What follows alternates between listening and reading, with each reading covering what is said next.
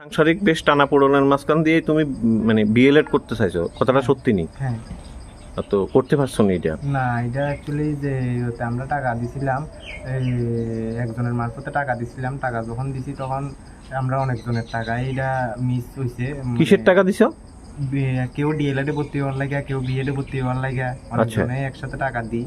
কেউ 25,000, কেউ 20,000, কেউ মানে সব 20-এর উপরে, কেউ 20-এর 20, কেউ 25, কেউ 30, কেউ 35, এরকম ভাবে 20,000-এর উপরে। কারে দিছো এই টাকাটি? এই টাকাটি আমরা থেকে অ্যাকচুয়ালি নিছিল আমরা এক পরিচিত, সেও একজন স্টুডেন্টে আসছিল, গৌরাঙ্গশীল বরপাথরি। হ্যাঁ। কিন্তু সে নেওয়ার পরে সে সৌমদীপ নামে যে কোনো একজনের দিছে, সে যদি এভিডেন্স দেখাইছে আমরা যে সেই টাকাগুলো ফাড়াই দিছে।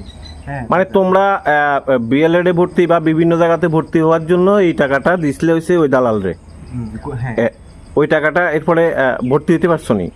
না, ভর্তি হইতে পারছি না। ভর্তি না হবো অনেকদিন যাওয়ার পরে, যখন এবার কোনো একজন আদার্স মানে যে আমরা যার কাছে দিছি তার ঠিক অন্যান্য আরো কিছু স্টুডেন্ট আছে, আবার অন্য জনের কাছে দিছে। অন্য যে জনের কাছে দিছে তারা স্টুডেন্ট এটি ভর্তি হয়ে যায়। মানে বিভিন্ন সোর্সের মাধ্যমেই তোমরা মেইনলি যায় ভর্তি হতে গেছিলে? হ্যাঁ হ্যাঁ হ্যাঁ। তাহলে আজকের দিনে যদি ওই টাকাটা যদি মানে ব্যাক পাইছো? না না, ব্যাক অল্প কিছু আমার ব্যাক। এমন কতজন আছে প্রায়? এমন বিএড আছে প্রায় 35-40-এর কাছাকাছি বিএড।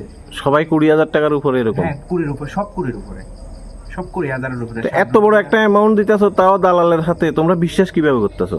আমরা রিয়ানের লোকাল, আমরা যার কাছে দিছি সে তো লোকাল, সে তো আর বাড়ি ছেড়ে যাইতো না। বা আমরা বরপাথরে বিলোনিয়া তো কাছাকাছি, বা একটা বিশ্বাস যোগাইছে, বা এরা মানে বিশ্বাসের উপরেই ভর্তি শুরু গাইছে।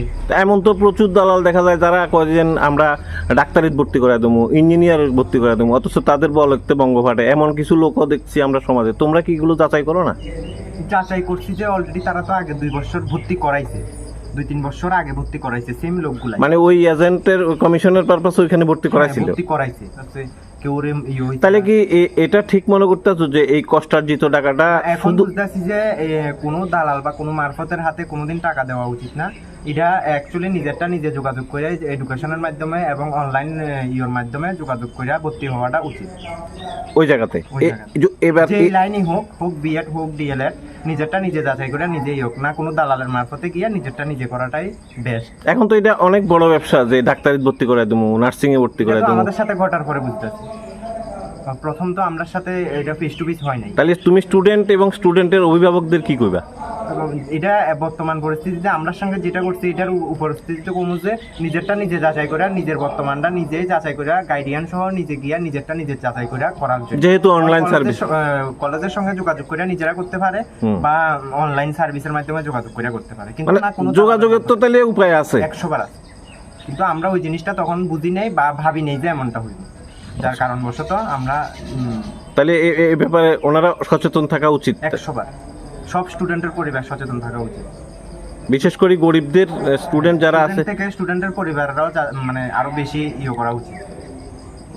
ওরাই অনেক কষ্টে টাকাটা স্টুডেন্টও না বুঝতে গিয়ে অনেক স্টুডেন্ট আছে যে বিশ্বস্ত সহিত বা বন্ধু বান্ধবের মারফতে, যখন বন্ধু বান্ধব মেইনলি তখন বন্ধু বান্ধবের বা হইয়া বন্ধু বান্ধবের সম্পর্ক নষ্ট হইব এমন একটা, যখন বন্ধু বান্ধব কয় যে আমার এমন লোক আছে ভর্তি করে দিব, তখন তারা এই জিনিসটা পুরোটা যাচাই করে না, যেটা আমরা করছি। মানে ভর্তির একেবারে দোকানদারি। হ্যাঁ, যেটা আমরা করছি এই জিনিসটাই না করিয়া যখন স্টুডেন্ট বাড়িতে গিয়া কয়, তখন উচিত যে গাইডিয়ান স্ট্রিক্ট ভাবে একদম স্টুডেন্টের পাশে দাঁড়াইয়া পুরোটা বুঝাইয়া নিজেরা করা।